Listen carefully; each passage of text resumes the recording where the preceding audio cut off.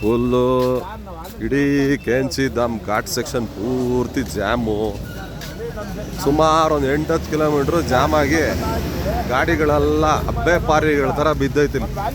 ನಾವು ಇಳಿದ್ಬಿಟ್ಟು ನಡ್ಕೊಂಡೇ ಬಂದ್ಬಿಟ್ಟಿದ್ವಿ ನೋಡಿ. ನಡ್ಕೊಂಡು ಆಲ್ಮೋಸ್ಟ್ ಇನ್ನೊಂದು 3 ಕಿಲೋಮೀಟ್ರ್ ಇದೆ ಕೆಂಚಿ ಧಾಮ್ಗೆ. ನಡ್ಕೊಂಡೆ ಬಂದ್ಬಿಟ್ಟಿದ್ವಿ. ಜನ ನಡ್ಕೊಂಡ್ ಬರ್ತಾ ಇದ್ದಾರೆ ನೋಡಿ. ನಡೆಯೋಕ್ಕೆ ವೆದರ್ ಅಂತೂ ಸೂಪರ್ ಆಗಿದೆ. ಬಿಸಿಲಿದೆ, ಕೂಲಾಗೂ ಇದೆ, ಸೆಕೆಂಡು ಆಗಲ್ಲ.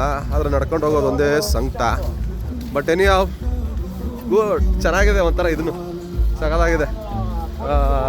ಅದಂತ ವಿನೋದ್, ಕಾರ್ತಿಕ್ ಅಂತೂ ಬಿಟ್ಟು ಎಲ್ಲೋ ಸಪ್ತ ಸಾಗರದಾಚೆ ಎಲ್ಲೋ ಅಂತ ಹೊರಟೆ ಹೋಗ್ಬಿಟ್ರಿ. ಕಾರ್ತಿಕ್ ಅವರು ಕಾಣ್ತಾ ಇಲ್ಲ. ಪ್ರದೀಪ್, ವಿನೋದ್ ಇಬ್ಬರೇ ಕಾಣ್ತಾ ಇರೋದು. ನೋ ಬಡಿ ಎಲ್ಸ್ ಮ್ಯಾನ್, ನೋ ಬಡಿ ಎಲ್ಸ್. ಅಲ್ಲ, ಕಾರ್ತಿಕ್ ಎಂಥದ್ದೇನು ಚಕ್ರ ಇಟ್ಕೊಂಡಿದಾರ ಕಾಲಲ್ಲಿ ಅಂತ. ಏನು ಗುರು ಆ ಮನುಷ್ಯ?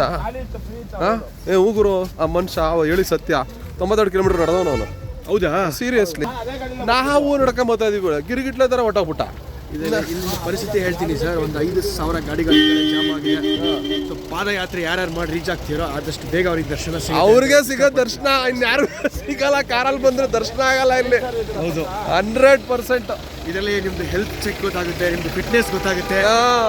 ಇದನ್ನೆಲ್ಲ ನಿಮಗೆ ಟೋಟಲ್ ಬಾಡಿ ಜಾಮ್ ಆಗಿದೆ ಗಾಡಿಗಳಲ್ಲಿ ಅಷ್ಟಂತೂ ಗ್ಯಾರಂಟಿ.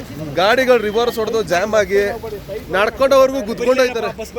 ಇಲ್ಲಿ ನೋಡ್ರಿ, ಇಲ್ಲಿ ಖಾಲಿ ಆಗಿದ್ದಿಲ್ಲ, ಇಲ್ಲಿಂದ ಬಸ್ ಸಿಗ್ತದೆ. ನಡ್ಕೊಂಡ್ ಬರ್ತಾರೆ ಗಾಡಿ.